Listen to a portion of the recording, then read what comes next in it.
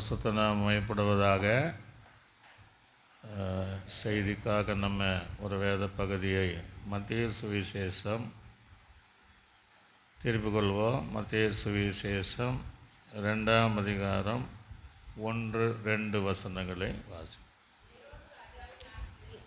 யூதேயாவில் உள்ள பெத்லகேமிலே இயேசு பிறந்த பொழுது கிழக்கிலிருந்து சாஸ்திரிகள் எருசலேமுக்கு வந்து, யூதருக்கு ராஜாவாக பிறந்திருக்கிறவர் எங்கே? கிழக்கிலே அவருடைய நட்சத்திரத்தை கண்டு அவரை பணிந்து கொள்ள வந்தோம் என்றார்கள். போதும். தேவன் தாமே இந்த வார்த்தையோடு பேசுவதற்காக நாம் இப்படியே இருந்த வண்ணமாக கர்த்தரை சோதரை பண்ணுவோம். சோதர ஆண்டவரே, சோதர கர்த்தர் எங்களோடு கூட இடைப்படுவீராக. உடைய பிறப்பினுடைய சத்தியத்தை கற்றுக்கொள்ள கர்த்தர் உதவி செய்வீராக. கேட்கிற யாவருக்கும் எங்களுக்கும் பிரயோஜனமாக இருக்க உதவி செய். இயேசு கிறிஸ்துவின் நாமத்தில் ஜெபிக்கும் நல்ல பிதாவே, ஆமென். அல்லேலூயா. இந்த பிரசங்கத்தினுடைய தலைப்பு கிழக்கிலே கண்ட நட்சத்திரம். கிழக்கிலே கண்ட நட்சத்திரம்.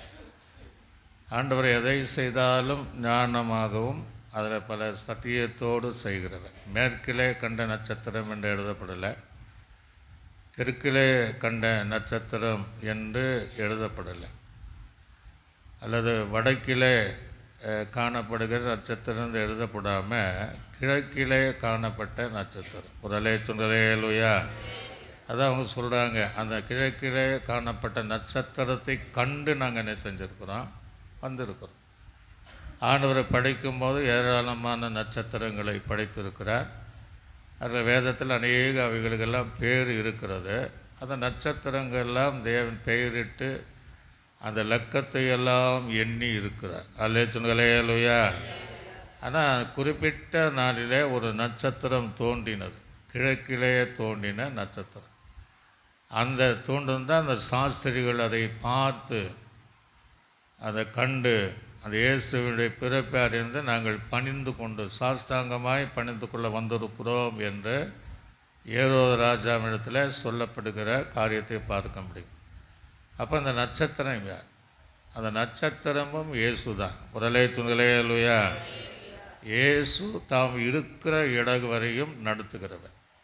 அதே போல் இயேசு நம்மை ரட்சித்த நோக்கம் தாம் இருக்கிற இடம் வரையும் அந்த இயேசு நம்மை நடத்துவார். அல்லேலூயா.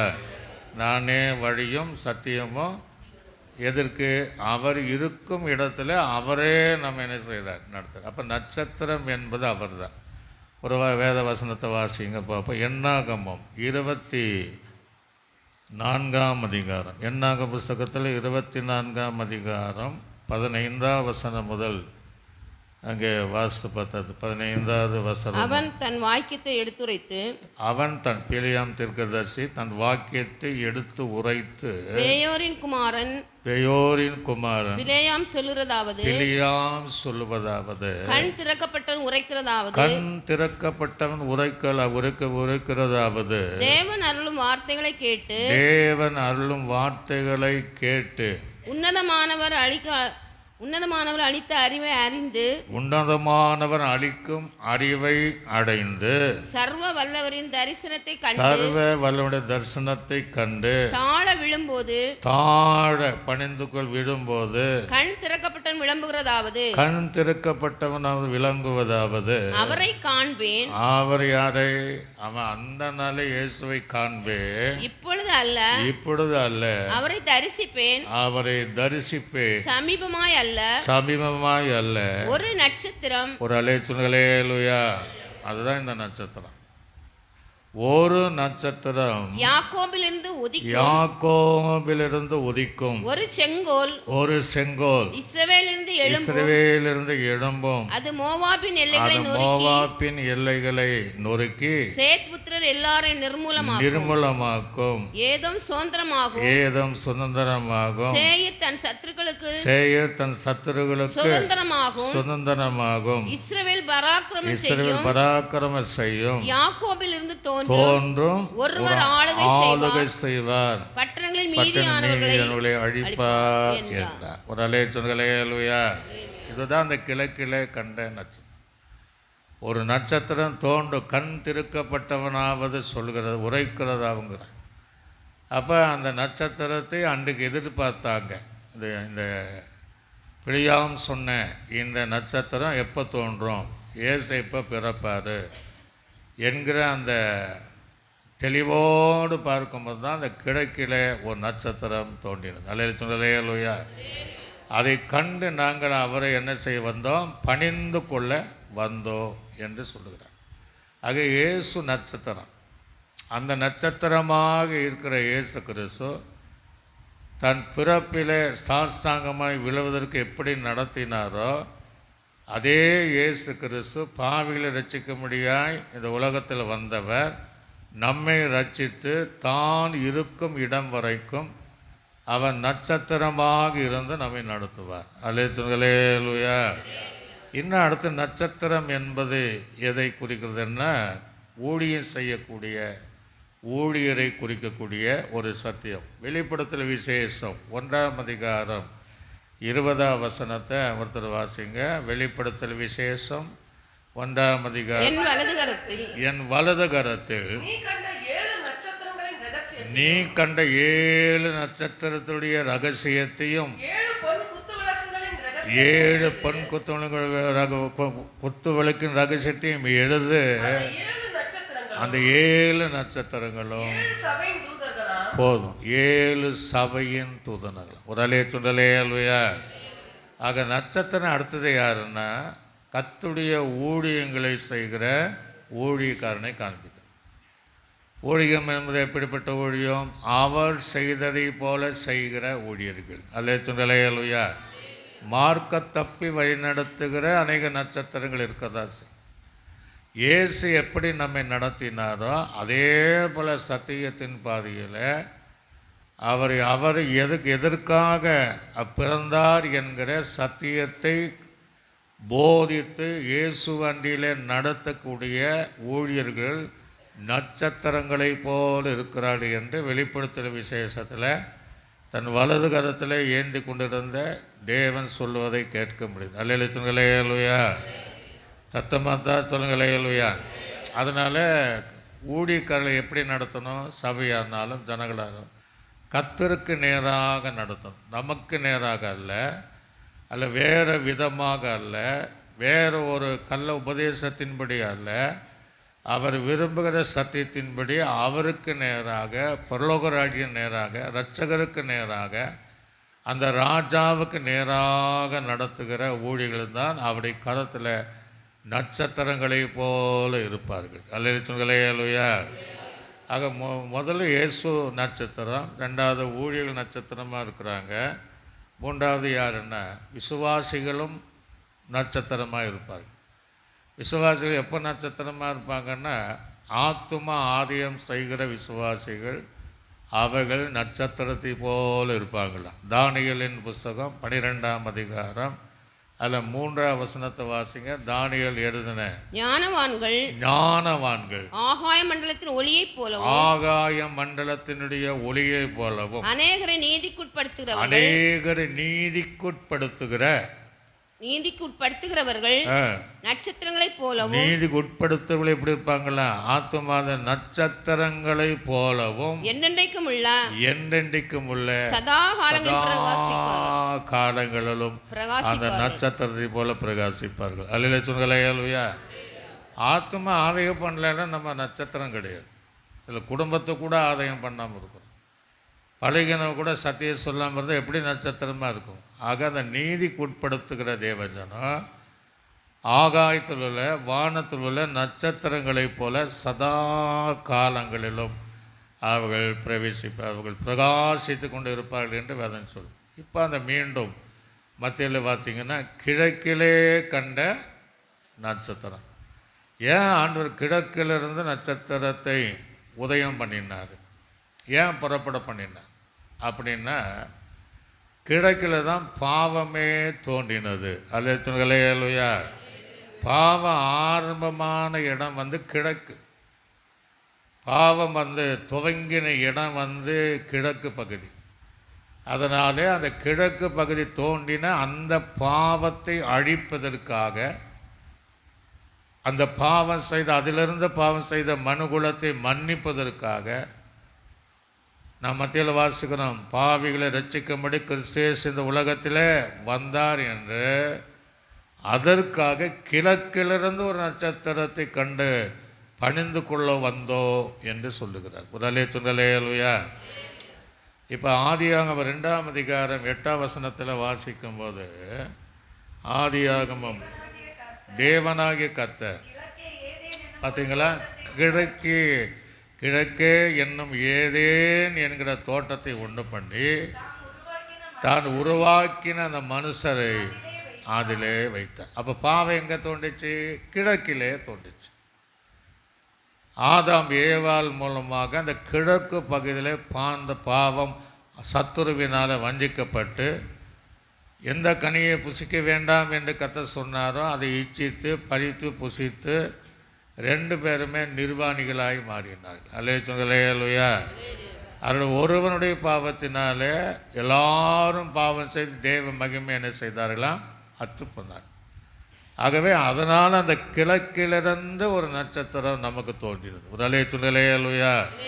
அந்த பாவத்தை அழிப்பதற்காக, அந்த பாவத்தை மன்னிக்கும்படி தேவகுமாரனாக இயேசு கிறிஸ்து அது கிழக்கிலே தோன்றின அந்த பாவத்துக்கு பரிகாரம் செலுத்தும்படி இயேசு கிறிஸ்து அந்த கிழக்கிலே தோன்றின நட்சத்திரங்களைப் போல தேவன் இந்த உலகத்திலே வந்தார். அல்லேலூயா. ஏசாயாவின் தீர்க்கதரிசி புத்தகம் பார்த்தீங்கன்னா 41ஆம் அதிகாரம் 2ஆம் வசனத்தை சீக்கிரமாக வாசிங்க. ஏசாயாவின் தீர்க்கதரிசி புஸ்தகம் 41. கிழக்கிலிருந்து நல்ல இங்க அந்த கிழக்கிலிருந்து நீதிமானை எழுப்பி தமது பாதப்படியிலே வரவழைத்தவர் யார்? ஜாதிகளை அவருக்கு. அப்ப இங்க சொல்றாரு, கிழக்கிலிருந்து தான் தேவன் நீதிமானை அழைத்து அப்படி பாதப்படியிலே வரவழைக்கிற தேவன் யார்? அவர்தான் இயேசு. அல்லேலூயா. கிழக்கிலே ஒரு மனிதன் பாவம் செய்தார்.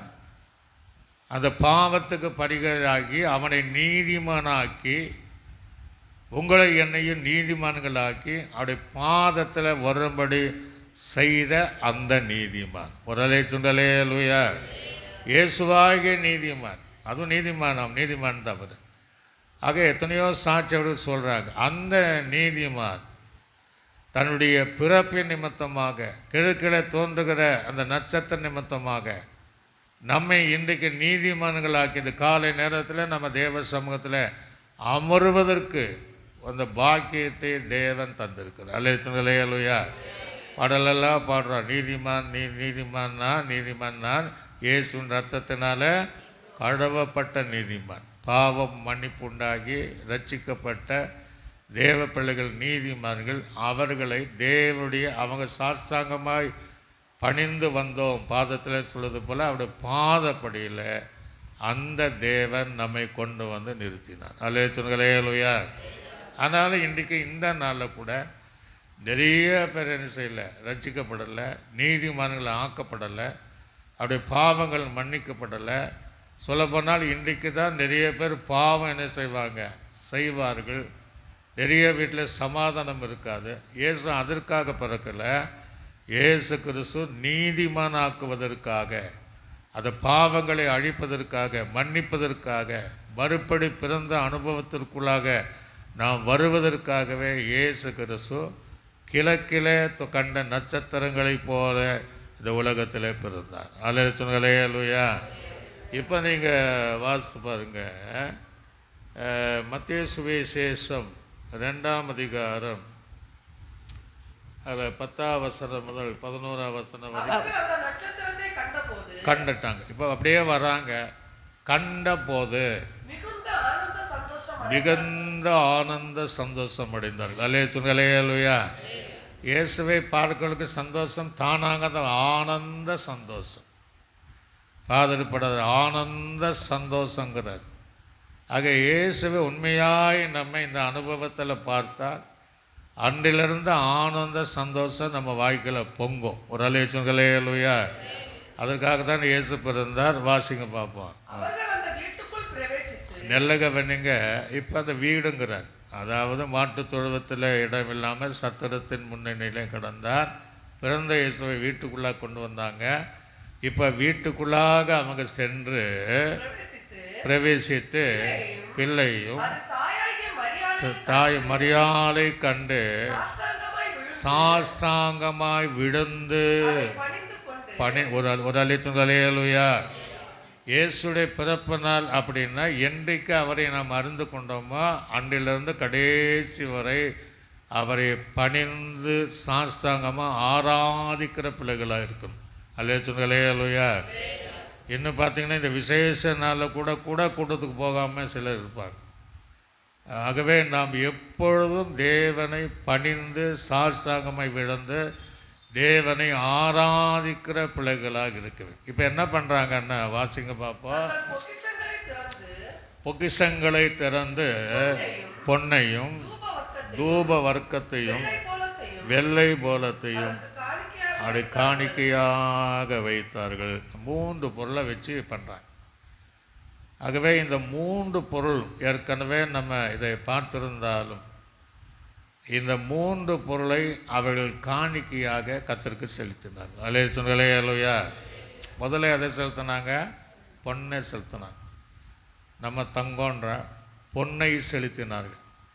பொண்ணு எதற்கு அடையாளம்? ஏன் அவங்க பொண்ணை செலுத்துகிறாங்க? பொண்ணு எதற்கு அடையாளம்? பொண்ணு என்பது அவர் ராஜாவுக்கு தகுதியானது தான் பொன். பொன்னினால் கிரீடங்கள் செய்து ராஜா அணிவார். இவங்க வரும்போதே கேட்குறாங்க, யூதருக்கு ராஜாவாக பிறந்தவர் எங்கே? அல்லேலூயா. அவர் ராஜாவாக இருப்பதினால இந்த பொன்னை காணிக்கையாய் செலுத்தினார். அல்லேலூயா. இந்த பொண்ணை அவர் ராஜா வர்றாரு. யூதர்கள் என்ன நினச்சாங்கன்னா, இவர் இந்த உலகத்துக்கு ராஜான்னு நினச்சாங்க. உலகத்துக்கு மாத்திரம் தங்களை ராஜாவாக்கும்படி இயேசு விலகி போனார். இவங்க ஏன் ராஜாவாக்குன்னு நினச்சாங்கன்னா, இயேசு பார்த்திங்கன்னா அற்புதம் செய்கிறார். 5 அப்பம் 2 மீன் கையில் கொடுத்துட்டான்னா 5000 பேர் என்ன செய்கிறாங்க? போஷிக்கப்படுறாங்க. மீதி வேறு 12 கூட என்ன செய்யுது? காணப்படுது. எந்த வியாதியானாலும் ஆண்டுக்கிட்ட போனால் வஸ்திரம் தொட்டால் சரி, அவர் வஸ்திரம் தொட்டால் சரி, அல்லது அவர் தொட்டால் சரி, எப்பேற்பட்ட வியாதி என்ன செய்யும்? குணமாகும். அல்லேலூயா. அப்படியே அவங்க செத்து போனாலும் உயிரோடு எழுப்பிடுறார். லாசருவை உயிரோடு எழுப்பினதை போல் எழுப்பிடுறார். அப்போ அவங்க என்ன நினச்சாங்கன்னா, இவரை ராஜாக வைத்தால் நமக்கு விவசாயமே செய்ய தேவை கிடையாது. ஏதாவது 2 அப்பம் கையில் கொடுத்துட்டான்னா அவர் பாட்டுக்கு பிட்டு கொடுத்துருவார், உட்காந்து சாப்பிட்லான்ட்டு உட்காந்துருந்தாங்க. 2வது, எந்த வியாதி வந்தாலும் மருத்துவத்தில் நம்ம போக தேவையில்லை. எல்லா வியாதி இவர் என்ன செய்வார்? சுகமாக்கிடுவார். ஒரு வேளை பிள்ளைகள் மறித்தாலும் எழுப்பிடுவார். இப்படி என்று தங்கள் சுயத்திற்காக உலக ராஜாவாக இருக்கும்படி தான் அவரை தேடி போனார்கள். அல்லேலூயா. இயேசு அதற்கு அல்ல, அவர் இந்த முழு உலகத்திற்கு மாத்திரமல்ல, பரலோகத்தின் ராஜா. அல்லேலூயா. அவர் ராஜாதி ராஜா, நித்திய ராஜா, சதா காலங்களிலும் அவர் ராஜாவாக இருக்கிறார். அவர்தான் மகாராஜா என்று வேதம் சொல்கிறபடி அந்த பொன் அந்த ராஜாவுக்கு பரிசாக கொடுப்பதற்கு மன்னர் காலத்தில் கொடுப்பதை போல அந்த அர்த்தமுள்ள காரியத்தை அவர்கள் செலுத்தினார்கள். அல்லேலூயா. வாசி பாருங்க, சங்கீதத்தில் 10ஆம் சங்கீதம் 12 வசனத்தை வாசிப்போம். சங்கீதம் 10:16 வாசிங்க. இன்னொரு சங்கீதம் 44:4 வாசிங்க. கர்த்தர் சதா காலங்களுக்கும் கர்த்தர் சதா காலத்திற்கும் ராஜாவா இருக்கிறார். ஒரு அல்லேலூயா. சதா காலத்திற்கும் ராஜாவாக, நித்திய ராஜாவை 44:4 தேவனே நீர் என் ராஜா கட்டளை போதும், நீர் என் ராஜா என்று சொல்லுகிறார். அவர் நமக்கு எல்லாருக்கும் ராஜாவாக இருக்கிறார். அல்லேலூயா. அப்போ நட்சத்திரம் அவர், அதே நட்சத்திரம் ஊழியக்காரர்கள், அதே நட்சத்திரங்கள் தேவ பிள்ளைகள். அதே மாத்திரம் அவர் மாத்திரம் ராஜா இல்லை, நம்மையும் ராஜாக்களாக தேவன் மாற்றினார். அல்லேலூயா. அவருடைய பிறப்பு நிமித்தமாக தேவன் அவ்விதமாக தேவன் நம்மை மாற்றினார். 1 பேதுரு நிருபத்தில் வாசிக்கும் போது 2ஆம் அதிகாரம் 9ஆம் வசனத்தை 10ஆம் வசனத்தை வாசிப்போம். 1 பேதுரு 2ஆம் அதிகாரம் 9, 10 வாசிங்க. சீக்கிரமாக வாசிக்கணும். நீங்களோ நீங்கள் உங்களை அந்தகாரத்திலிருந்து அந்த ஒளி, நட்சத்திரமாகிய ஒளி, இயேசு என்கிற ஆச்சரியமான ஒளியினிடத்திற்கு அந்த நீதிமானை வரவழைத்து பாதத்தை வைத்திருக்கிறார் இல்லையா, வரவழைத்தருடைய புண்ணியங்களை அறிவிக்கும்படிக்கு தெரிந்து கொள்ளப்பட்ட சந்ததியாகியும் ராஜரீகமான ஆசாரிய கூட்டமாகியும் பரிசுத்த ஜாதியாகியும் அவர் சொந்தமான ஜனமாகவும் இருக்கிறீர்கள். அல்லேலூயா. நம்மை ராஜாக்களாக தேவன் அவர் மாத்திரமல்ல, அவரோடு இருந்து நம்ம 1000 வருஷ அரசாட்சியிலும் அந்த ராஜாக்கள் என்ற அந்தஸ்தை பெற்றுக்கொள்வதற்கு அடையாளமாக தான் அந்த பொண்ணை செலுத்தினாங்க. ராஜா என்றால் என்ன அர்த்தம்? ஆளுகை செய்கிறவர். அல்லேலூயா. அவர் இந்த உலகத்தை நம்மை ஆளுகை செய்கிறவர். அவருடைய இன்னும் வருகிற அந்த ஆளுகளை பார்த்திங்கன்னா அந்த ஆளுகைக்கு முடிவே இல்லாத ஒரு ஆளுகை வரப்போம். அதே போல் உங்களையும் என்னையும் தேசத்தை ஆளுவதற்காகவே படைத்தார். அல்லேலூயா. எதிர்காலம் நமக்கு உண்டு, ஆளுவோம் தேசத்தை என்று பாதர்பாடின் ஒன்றமாக தேவன் தந்தார். இன்னும் பொண்ணு என்பதை எதை காட்டுகிறது அப்படின்னு பார்த்தீங்கன்னா, பொண்ணை குறித்து நாம் பார்க்கும்போது யோபுவின் புஸ்தகம் 23ஆம் அதிகாரம் 10ஆம் வசனத்தை வாசிங்க. யோபுவின் புஸ்தகம் 23:10. ஆனாலும் நான் போகும் வழியை அவர் அறிவார், அவர் என்னை சோதித்த பின் நான் பொன்னாக விளங்குவேன். அப்படின்னா அது இயேசு கிறிஸ்து எதற்காக பிறந்தார்? அவர் சோதிக்கப்படும்படியாக பிறந்தார். ஒரு அல்லேலூயா. நமக்காக பாடுபடும்படியாக இயேசு பிறந்தார், நமக்காக உபத்திரங்கள் படும்படியாக இயேசு பிறந்தார் என்பதற்கு இந்த இயேசு பிறந்த நோக்கம் நமக்காக சோதிக்கப்படுவார், நமக்காக பொன்னை போல சோதிக்கப்படுறாரு, நமக்காக பாடுபடுவார் அல்லது நமக்காக உபத்திரப்படுவார் என்கிற அர்த்தத்தினால தான் அந்த பொன்னை அவருக்கு காணிக்கையாய் செலுத்தினார். ஒரு அல்லேலூயா. பொண்ணுக்கு ஒரு புடமிடம் உண்டு என்று பைபிள் இருக்குது. அது புடமிடுதல் உள்ள ஒரு ஜீவியம். அப்போ இயேசு கிறிஸ்துடைய ஜீவி என்னன்னா, அவர் வருங்காலத்தில் அவர் சோதிக்கப்படுவார், பாடுபடுவார் நமக்காக என்கிற அர்த்தமுள்ள அந்த காணிக்கையை அவருக்காக செலுத்துகிறார். அல்லேலூயா. வெளிப்படத்தில் விசேஷத்தில் வாசிக்கும் போது 1ஆம் அதிகாரம் 6ஆம் வசனத்தை கூட வாசிங்க. நம்மிடத்தில் அன்பு கூர்ந்து தமது இரத்தத்தினாலே நம்முடைய பாவங்களை நம்மை கழுவி தம்முடைய பிதாவாகிய தேவனுக்கு முன்பாக நம்மை ராஜாக்களும் ஆசாரியமாக்கின அவருக்கு மகிமையும் வல்லமையும் என்றென்றைக்கு உண்டாயிருப்பதாக. அப்போ நீங்களும் நானும் அவரை போல் ராஜா ஆகணும்னா இந்த உலகத்தில் நமக்கு சோதனைகள் இருக்கும், பாடுகள் இருக்கும். சோதனை சகிக்கிற மனுஷன் பாக்கியவன். சோதிக்கிறவனும் நான் தேவனால் என்று சொல்லக்கூடாதான். ஏன்னா தேவன் பொல்லாங்குக்காக நம்மை சோதிக்கிற தேவன் அல்ல. அப்படியே நம்ம சோதனை வந்தாலும் நம்மை பொன்னாக மாற்றுவதற்காக இயேசு சோதனைகளை அனுப்பிக்கிறார். அல்லேலூயா. அப்போ அவரை போல நமக்கு பாடு உண்டு, அவர் போல நமக்கு சோதனைகள் உண்டு என்று கற்றுத்தருவதற்காக தான் அந்த பொண்ணை காணிக்கையாக செலுத்தினாங்க. ஒரு வசனத்தை கூட நம்ம வாசிங்க.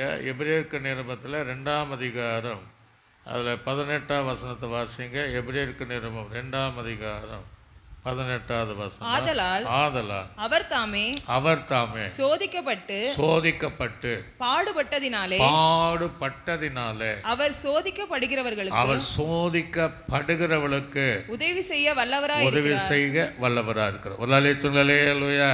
அதான் பொன்னாடியால ராஜா அல்ல, அவர் சோதிக்கப்படுதல் பாடுபடுகிறத காண்பிக்கிறது. நீங்களும் நானும் சோதிக்கப்படும் போது பாடுபடும் போது அதை குறித்து அறிந்த தேவன் அப்படிப்பட்ட ஜனங்களுக்கு அவர் உதவி செய்கிற தேவனாக இருக்கிறார். அல்லேலூயா. அந்த சோதனையிலிருந்து ஆபத்திலிருந்து தேவனை மாற்றுகிறார். இன்னும் இந்த பொண்ணு என்பது எதை காட்டுகிறதுன்னா விசுவாசத்தை காட்டுகிறது. இயேசு கிறிஸ்து யாருன்னா விசுவாசிக்க கூடியவர். அல்லேலூயா. யாரெல்லாம் அவரை நாம் எந்த காரியத்திற்காக விசுவாசிக்கிறோமோ அந்த விசுவாசத்துக்கு ஏற்ற பலனை நாம் அவரிடத்தில் பெற்றுக்கொள்ள முடியும். அல்லேலூயா. நீ விசுவாச தேவனை மகிமை காண்பாய் அப்படின்னு தான் பைபிள் இருக்குது. ஆனால் சீசர்கள் யாவருமே இயேசு கூடவே போனாங்க, வந்தாங்க, நடந்தாங்க, எல்லாம் பண்ணாலும் அவரை சரியாக அறிந்து அவன் மேலே விசுவாசம் வைக்கல. பல இடத்துல திட்டிகிட்டு இருப்பார். அற்ப விசுவாசியம்பார், திட்டிகிட்டே இருப்பேன், எது வரைக்கும் உங்களோட இருப்பேன்பார். இன்னும் அவர் யார் என்பதை கூட அவங்களுக்கு புரியல. கடலில் அப்படியே நடந்து இவர் யாரோன்ட்டாங்க. இவர் யாரோ, எப்படிப்பட்டவரோ? காற்றும் கடலும் இவருக்கு கீழ்ப்படியுது. ஒரு அல்லேலூயா. அவர் யார் விசுவாசிக்க கூடியவர் என்பதை அவருடைய மனுக்கண்களுக்கு கூடாது. ஆனால் பவுல் மாத்திரம் சொல்வார், நான் விசுவாசிக்கிறவர் இன்னார் என்று. ஒரு அல்லேலூயா. அதை எந்த அற்புதம் செய்தாலும் நீ விசுவாசிக்கிறாயா, இதை செய்ய எனக்கு அதிகாரம் வல்லமை உண்டு என்பதை விசுவாசிக்கிறியான்னு கேட்பார். ஆக நம்ம எதற்கெல்லாம் நம்ம விசுவாசிக்கிறோமோ அவரிடத்தில் கேட்டிங்கன்னா அந்த காரியத்தை, அந்த ஆசீர்வாதத்தை நாம் பெற்றுக்கொள்ள முடியும். விசுவாசமே உலகத்தை ஜெயிக்கும். விசுவாசம் அல்ல ஜபம் பிணியாளிகளை செய்யுமா ரட்சிக்கும். ஒரு அல்லேலூயா. ஆக பொண்ணு என்பது விசுவாசத்தை காட்டுகிறது. 1 பேதுரு 1ஆம் அதிகாரம் அங்கே 7ஆம் வசனத்தை வாசிங்க. 1 பேதுரு 1ஆம் அதிகாரம் 7ஆம் வசனம். அழிந்து போகிற பொன் அக்னியினாலே சோதிக்கப்படும், அதை பார்க்கலும் அதுக்காக ரொம்ப விலையேற்பட்டது. இன்றைக்கெல்லாம் பவுனை 1 லட்சத்துக்கு மேலே தாண்டிச்சான். ஆனால் அதற்கு மேலே விலையேற்பட்டது உங்களுக்குள்ளே இருக்கிற விசுவாசம், எனக்குள்ளே இருக்கிற விசுவாசம். ஒரு அல்லேலூயா. இந்த விசுவாசம்தான் நமக்கு அலங்காரம். அதாவது கேட்டால் சொல்லணும், அதை காட்டில் வெளியேறப்பட்டது என்கிட்ட ஒன்று இருக்குது. அல்லேலூயா. அது அழிந்து போகக்கூடியது, இது அழியாதது. எது? நமக்குள் இருக்கிற வெளியேறப்பட்ட விசுவாசம் சோதிக்கப்பட்டு இயேசு கிறிஸ்து வெளிப்படும் போது உங்களுக்கு புகழ்ச்சியும் கனமும் மகிமையும் உண்டாகுது. ஒரு அல்லேலூயா. அப்போ நமக்கு வருகிற அந்த விசுவாச சோதனை எதற்கு?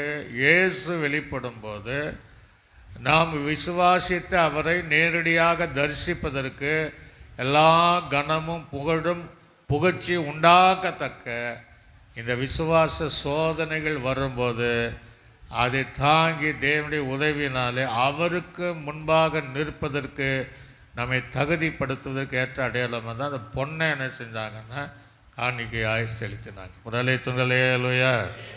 அது நான் 2வது எதை செலுத்தினாங்கன்னா தூப வர்க்கத்தை செலுத்த. தூப வர்க்கம் எதை காண்பிக்கிறது? வெளிப்படுத்தல் விசேஷம் 5ஆம் அதிகாரம் 8ஆம் வசனத்தை வாசிங்க. வெளிப்பட அந்த புஸ்தகத்தை அவர் வாங்கின போது அந்த 4 ஜீவன்களும் 24 மூப்பர்களும் தங்கள் சுரமண்டலங்களை பரிசுத்தவான்களுடைய ஜபங்கள் ஆகிய நிறைந்த போதும். அப்போ ஜபம் தூபவர்களாகிய ஜபம் என்று சொல்லும். இயேசு கிறிஸ்து பார்த்தீங்கன்னா ஒரு ஜப வீரர். ஒரு அல்லேலூயா. அதற்கு அடையாளமாக தான் அது செலுத்தினாங்க. அவர் முழுவதும் என்ன செய்தாராம்? ஜெபித்தார். ஒவ்வொரு முழுவதும் ஜெபம் பண்ணுவார். அதுக்கு பின்பு தான் ஆண்டவருடைய ஊழியங்களை செய்வார். அற்புதம் நடக்கும், அதிசயம் நடக்கும். யார் தொட்டாலும் அற்புதம் நடக்கும். இவர் தொட்டாலும் குஷ்டரோகியானாலும் சரி, சோம்பின கை உடையவனாலும் சரி, நிமிர முடியாத கூனியானாலும் சரி, மரித்த லாசரோ அந்த வாலிப பெண்ணோ வாலிப தம்பியானாலும் சரி, அந்த ஜபத்தினாலே கர்த்தர் எல்லாவற்றையும் அற்புதங்களை செய்கிறார். அல்லேலூயா.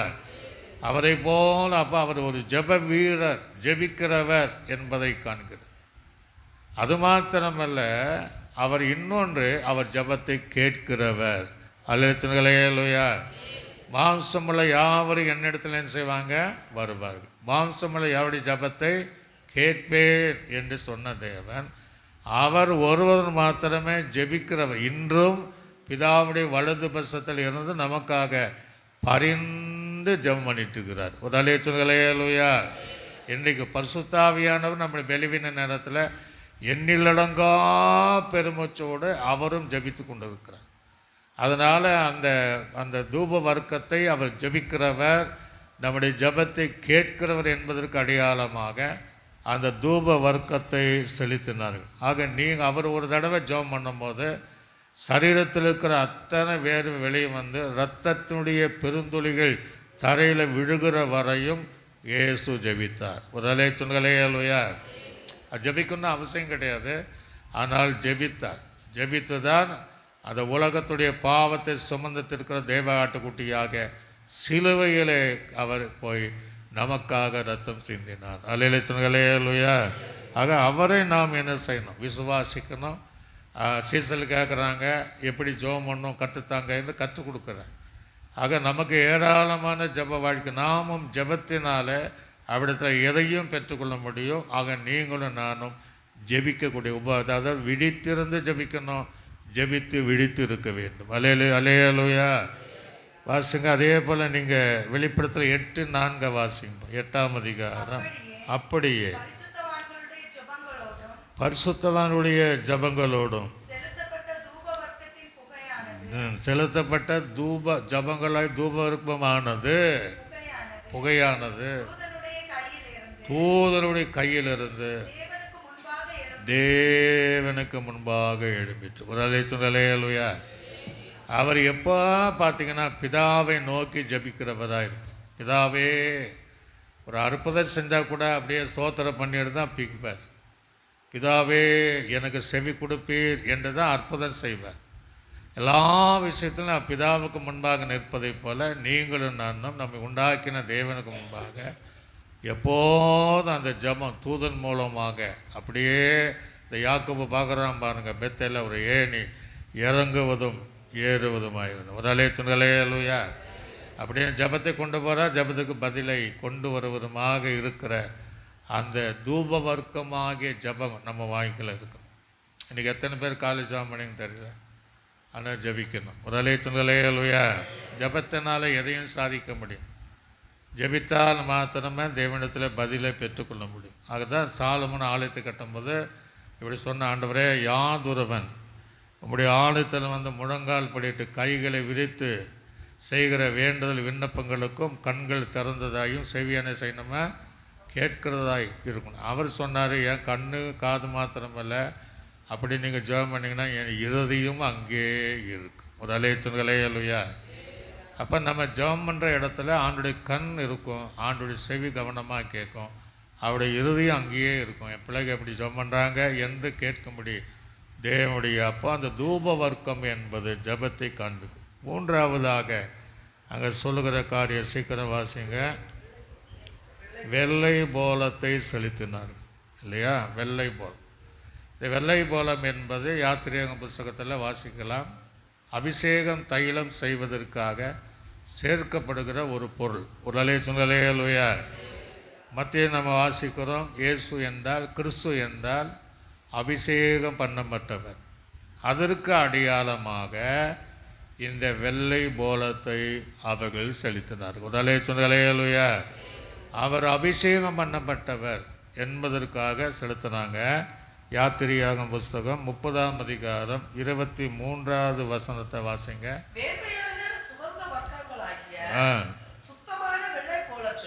அது வந்து சுத்தமான வெள்ளை போலத்தில் சேக்கலின்படி இடையும் போதும். அதெல்லாம் எதற்குன்னா அந்த அபிஷேக தைலம் செய்வதற்காக ஆசாரியனானாலும் லேவியனானாலும் அவரை அபிஷேகப்படுத்துவதற்காக இந்த வெள்ளை போலத்தை சேர்த்து கொண்டார்கள். ஒரு அல்லேலூயா. ஆக அவங்க என்ன அடையாளம்? இவர் அபிஷேகம் பண்ணப்பட்டவர் என்பதற்கு அடையாளமாக அந்த வெள்ளை போலத்தை அவர்களுக்கு அந்த சாஸ்திரிகள் செலுத்தினார்கள். பிதாவாகிய தேவன் நசராயன் இயேசு கிறிஸ்துவை பரிசுத்தாவினாலும் வல்லமினாலும் நிரப்பி வைத்திருந்தார். ஒரு அலேச்சுன்களையலுயா. அவர் ஞானஸ்நானம் எடுக்கும்போது புறாவை போல பரிசுத்தாவியன் ரூபம் கொண்டு அவர் மேலே இறங்கினார் என்று பைபிளில் வாசிக்கும். ஆக அவர் அபிஷேகம் பண்ணப்பட்டவர் மாத்திரமல்ல, நம்மை அபிஷேகிக்கிறவர். ஒரு அலேச்சுன்களையலுயா. அதை நம்ம பார்க்கணும். நம்மை என்ன செய்கிறார்? அபிஷேகிக்கிறவர். போன வாரத்தில் நம்ம பார்த்தோம், தாகம் உள்ளவன் மேலே என்ன செய்கிறாரா? தண்ணீரை ஊற்றுக்கிறார். அபிஷேகம் இல்லாமல் நம்ம அந்த அபிஷேகம் பண்ணப்பட்ட இயேசுவை பார்க்க முடியாது. ஒருவன் ஜலத்தினால் ஆவினால் என்ன செய்யணுமா? பிறகு இல்லை என்றால் மெய்யாகவே அந்த பரலோக ராஜ்யத்தை ஆர்சியில் விண்ணரசை காண மாட்டான் என்று எழுதப்பட்டது. ஆக அவர் அபிஷேகம் பண்ணப்பட்டவர், அவர் நம்மை அபிஷேகப்படுத்துகிறவர். அபிஷேகம் பெறாதவர்கள் அவர்கிட்ட அபிஷேகம் பெற்றுக்கொள்ளணும். ஒரு அலேசுலையா. அப்போஸ்தலர்கள் காத்திருந்து பெந்தகோஸ்து நாளில் அந்த பரிசுத்தாவினுடைய அபிஷேகத்தை நிறைவாய் பெற்றுக்கொண்டார். அப்படி நாம் அபிஷேகத்தை பெற்றுக்கொள்ள வேண்டும். அவர் அபிஷேகம் பண்ணப்பட்டவர், எல்லாரையும் அபிஷேகம் பண்ணுகிறவர் என்பதை பார்க்க முடியும். நீங்கள் இப்போ ஒரு வசனத்தை நீங்கள் வாசிக்க, உன்னத பாட்டின் புஸ்தகம் 5ஆம் அதிகாரம் 5ஆம் வசனத்தை வாசிங்க. 5:5. உன்னத பாட்டில் 5. என் நேசருக்கு கதவை திறக்க நான் எழுந்தேன். பூட்டின கைப்பிடியின் மேல் என் கைகளில் இருந்து வெள்ளை போலமும் என் விரல்களில் இருந்து வாசனையுள்ள வெள்ளை போலமும் 13ஆம் வசனத்தை வாசிங்க. வாசனையுள்ள வெள்ளை போலம் இல்லையா? 13ஆவது வசனம். அவர் கன்னங்கள் கந்தவர்க்க பாத்திகளைப் போலவும் வாசனை உள்ள புஷ்பங்களைப் போலவும் இருக்கிறது. அவர் உதடுகள் லீலி புஷ்பங்களைப் போன்றது. வாசனையுள்ள வெள்ளை போலம் அவருடைய வாசனை அதிலிருந்து வடிகிறது. வெள்ளை போலத்தை போல இயேசு இருந்தாராம். ஒரு அலேச்சுன்களையலுயா. இவ்வளவு சொல்ல வாசனை நிறைந்த வெள்ளை போலம். வாசனை என்பது என்ன? சாட்சியின் ஜீவியம். ஒரு அலேச்சுன்களையலுயா. இயேசு குறித்து நிறைய பேர் மரணம் வரைக்கும் அவன் நீதிமான் என்ற சாட்சி, பிலாத்துடைய மனைவி எல்லாருமே 7 பேருமே அவரை சாட்சி கொடுத்தாங்க. இவன் பாவம் செய்யலை, ஒரு நீதிமான் என்று சொன்னார். ஆக இயேசு என்று கிறிஸ்தவர்களுக்கு ஒரு சாட்சி. ஒரு அலேச்சுன்களையலுயா. சத்தமாதா சொல்லுங்களையலுயா. அதே போல அவரை அறிந்தவர்கள் நாம் அவருக்கு சாட்சிகளாக இருக்கணும். அந்த சுகந்த வாசனை வீசணும் இல்லையா? அந்த நோவாவின் காலங்களில் பலி செலுத்தும் போது அந்த சுகந்த வாசனை முகர்ந்தார். அல்லேலூயா. சாட்சியுள்ள அவர் சாட்சியாக இருப்பதை போல நீங்களும் நானும் இயேசு கிறிஸ்துடைய வருகை பரியந்தமும் சாட்சியாக இருப்பதை வெள்ளை போலம் காட்டுகிறது. மார்க் சுவிசேஷம் 15ஆம் அதிகாரம் 23ஆவது வசனத்தை வாசிங்க. மார்க்கு 15.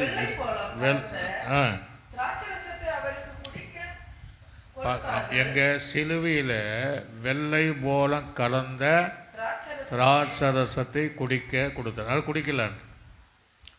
திராட்சரசம் எதை காட்டுகிறதுன்னா களிப்பையும் மகிழ்ச்சியும் காட்டுகிறது. அல்லேலூயா. வெள்ளை போலம் என்பது சாட்சியும் அபிஷேகத்தை காட்டும். ஆக இயேசு கிறிஸ்துடைய மரணத்தின் நிமித்தமாக நமக்கு ஒரு சந்தோஷம், நமக்கு ஒரு சமாதானம், நமக்கு ஒரு மகிழ்ச்சி. ஒரு அல்லேலூயா. நிக்கோதேமை நீங்கள் பார்த்தீங்கன்னா கரி போலத்தையும் வெள்ளை போலத்தையும் அடக்காரனை கொண்டு போனான். அவருடைய மரணத்திற்கு அடையாளமாக அதை செலுத்தினான். அப்படின்னா நமக்கும் அது என்னென்னா பாவத்திற்கு மறிக்கிறதுக்கு அடையாளமாக வெள்ளை போலம் சொல்லப்படுது. ஒரு அல்லேலூயா. ஒரு பாவத்துக்கு மறித்து நீதிக்கென்று என்ன செய்யணுமா?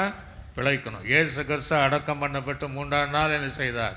உயிரோட எழுந்தார். சரி, இப்போ நம்ம என்ன செய்ய பார்க்குறோன்னா பொக்கிஷம் என்றால் என்ன? அவங்க பொக்கிஷத்தை திறந்தார்கள் அப்படின்றது. இப்போ ரெண்டே வசனம் 2 கொரிந்தியர் நிருபம் 4ஆம் அதிகாரம் 7ஆம் வசனத்தை வாசிங்க. 2 கொரிந்தியர் 4ஆம் அதிகாரம் 7ஆம் வசனம். எந்த மகத்துவம் உள்ள வல்லமை, எந்த இயேசு கிறிஸ்துடைய மகத்துவம், அவருடைய சுவிசேஷம், அவருடைய ரட்சிப்பு, அவருடைய பரலோக ராஜ்யம், அவருடைய சத்தியம், இந்த மகத்துவம் உள்ள வல்லமை அவருடைய வல்லமை எங்களால் உண்டாயிராமல் தேவனால் உண்டாயிருக்கிறது என்று விளங்கும்படி இந்த பொக்கிஷத்தை இயேசுடைய பிறப்பு நிமித்தம் உண்டாகிற வருகை வரை உண்டாகிற பொக்கிஷத்தை இந்த மண்பாண்டங்களிலே பெற்றிருக்கிறோம். ஒரு அலேலுயா, கையில் சொல்லுங்களேலுயா. ஆக பொக்கிஷம் என்பது நம்முடைய சரீரத்தை, எது பொக்கிஷம்? ரட்சிப்பு பொக்கிஷம். தேவனை அறிகிற அந்த சத்தியம் நமக்கு பொக்கிஷம். அதை, அந்த மகிமையை, அந்த தெய்வீகத்தை, அந்த வல்லமையை இந்த மண்பாண்டங்களிலே நாம் பெற்றுக்கொண்டிருக்கிறோம். ஒரு அலேலுயா. இது எங்களால் அல்ல, இது சரீரம் மண்ணினால் உண்டான மண்பாண்டம். ஆக நம்முடைய ஜீவிதம் முழுவதும் என்னென்ன அந்த பொக்கிஷத்தை போல மண்பாண்டங்களிலே அந்த பொக்கிஷத்தை வைத்திருக்கிறோம். இப்போ அந்த பொக்கிஷம் ஒரே ஒரு வசனத்தை வாசித்து முடிப்போம். வாசித்து பாருங்கள். மத்தேயு சுவிசேஷம் 12ஆம் அதிகாரம் 35வது வசனம். 12:35. நல்ல மனுஷன். அப்போ பொக்கிஷம் என்பது எதுங்க? இருதயம். ஒரு அலேலுயா. இருதயத்தை நல்ல மனுஷன் தன் நல்ல இருதயமாகிய பொக்கிஷத்திலிருந்து நல்லவைகளை எடுத்து காட்டுகிறான். பொல்லாத மனுஷன் பொல்லாத பொக்கிஷத்திலிருந்து ஒரு அலேலுயா. அப்படின்னு என்ன அர்த்தம்னா, இவங்க 3 பொருளை கொடுத்தாங்கன்னா கொடுப்பதற்கு இருதயம் என்ன செய்யணும்? இருந்தால், நல்ல இருதயம் இருந்தால் தான் தேவனை கொடுக்க முடியும். ஒரு அலேலுயா. ஆக நாம் செலுத்தக்கூடிய இந்த எந்த காணிக்கையானாலும் இந்த இருதயத்திலிருந்து முழுமையாக, எப்படி, மனப்பூர்வமாக, உற்சாகமாக இந்த இருதயத்தின் ஆழத்திலிருந்து தேவனுக்கு நம்மை மாத்திரமல்ல, நம் மூலமாக ஊழியத்திற்கு தேவையான அனைத்து காணிகளை செலுத்திற்கு அடையாளமாக தான் தேவன் நம்மை வைத்திருக்கிறார். ஒரு அலேலுயா. அதெல்லாம் செலுத்தின பின்னாடி அவங்க சாஸ்தாங்கமாக விழுந்து கர்த்தரை பணிந்து கொண்டார். இன்னொரு பொக்கிஷம் இருக்கு இல்லையா? அது பரலோகத்தில் உங்கள் பொக்கிஷங்களை என்ன செய்யுங்க? சேர்த்து வைங்க. அங்கே பூச்சியும் புழு என்ன செய்யாது? அரிக்காது. ஆகவே இந்த சத்தியத்தை அறிந்தவர்கள் இதன்படி ஜீவிப்பதற்காக நம்ம அப்படியே அர்ப்பணித்து அப்படியே எழும்பி நின்று கொஞ்ச நேரம் சோத்திரம் பண்ணுங்க பார்ப்போம். சோத்திர ஆண்டவரே ரீபாலாபா. உங்கள் மேலே ஒரு அபிஷேகம் இறங்க முடியாது. நேரம் வாய்களை தரங்க ரீபாலாபா ராபா. நன்றி தகப்பனே. ஒரு அபிஷேகம் இறங்க வாலி பிள்ளைங்க அப்படியே சோத்திர பண்ணுங்க. கிறிஸ்து என்றால் அவர் ராஜா, நம்மை ராஜாவாக மாற்றுகிறவர். கிறிஸ்து என்றால் நமக்காக பாடுபடுகிறவர். பாடுபட்டவர்களுக்கு உதவி செய்யக்கூடியவர் அந்த தேவன். நம்முடைய விசுவாசிக்கக்கூடியவர். நம்முடைய விசுவாசங்கள் சோதிக்கப்படுகிறது. விலையேறப்பட்ட விசுவாசம் என்று சொல்லப்படுகிறது. தூப வர்க்கம் அவர் ஜபிக்கிறவர், ஜபத்தை கேட்கிறவர். நாமும் ஜபிக்க வேண்டும். வெள்ளை போலம் என்பது அது அபிஷேகத்தை காண்பிக்கிறது. கிறிஸ்து அபிஷேகம் பண்ணப்பட்டவர். நாம் அபிஷேகம் பண்ணப்படணும், சாட்சியாக இருக்கணும். இயேசுடைய மரணத்துக்கு செல்லப்பட்டது நம்முடைய பாவத்துக்கு மறிக்கக்கூடிய அனுபவம். நம்ம இருதயமாக பொக்கிஷத்திலிருந்து தேவனுக்கு நாம் அவர் செலுத்த வேண்டிய காரியங்களை உண்மையாய் செலுத்தி தேவனை ஆராதிக்க வேண்டும். எல்லாம் கொஞ்ச நேரம் கைகளை தட்டி அப்படியே மயப்படுத்துங்க பார்ப்போம். ரீபாலாபா சகா ரீபாலாபா. எல்லாம் விசேஷ அபிஷேகம் ஒவ்வொரு மேலும் இறங்கி கிரியை செய்வதற்காக கேட்கிற தேவ பிள்ளையே, உங்கள் மேலேயும் உங்கள் குடும்பத்தின் மேலும் தேவனுடைய அபிஷேகம் இப்பொழுதே இறங்கி வருவதற்காக நன்றி செலுத்துவோம். பிதாவாகிய தேவனை நாம் சோதனை பண்ணுவோம். சோத்திரம். கர்த்தராகிய இயேசு கிறிஸ்துவை நாம் சோதனை பண்ணுவோம். நம்மை ஆற்றி தேற்றி வழி நடத்தின பரிசுத்த ஆவியானவரை நாம் சோதனை பண்ணுவோம்.